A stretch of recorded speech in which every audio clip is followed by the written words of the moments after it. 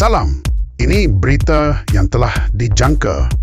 Presiden UMNO Datuk Seri Dr. Ahmad Zahid Hamidi mengesahkan bahawa parti itu akan terus menjadi komponen kerajaan perpaduan sehingga tamat penggal dan menjelang pilihan raya umum ke-16 menepis spekulasi mengenai sebarang perubahan politik menjelang pilihan raya akan datang. Zahid, yang juga Timbalan Perdana Menteri, berkata pendirian itu telah diputuskan sejak awal dan UMNO tidak akan melibatkan diri dalam sebarang cubaan backdoor untuk menjatuhkan kerajaan sedia ada. Beliau menegaskan bahawa parti akan terus menyokong kestabilan pentadbiran sehingga penggal berakhir menjelang PRU 16. Kita akan terus bersama kerajaan perpaduan sehingga tamat penggal sebelum pilihan raya umum ke-16, tegas Zahid.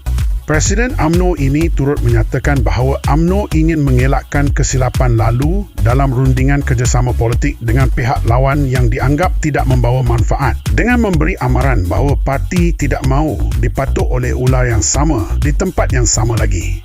Isu ini timbul susulan cadangan yang dikemukakan oleh Ketua Pemuda UMNO, Datuk Dr. Muhammad Akmal Saleh, semasa konvensyen sayap parti pada 3 Januari lalu yang menggesa UMNO untuk menjalin semula kerjasama dengan PAS di bawah Muafakat Nasional serta menarik diri daripada kerajaan perpaduan dan menjadi pembangkang.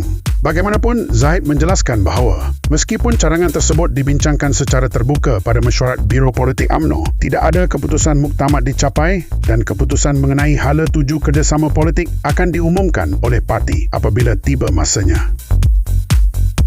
Sekian saja. Jangan lupa subscribe, share dan like politico.my.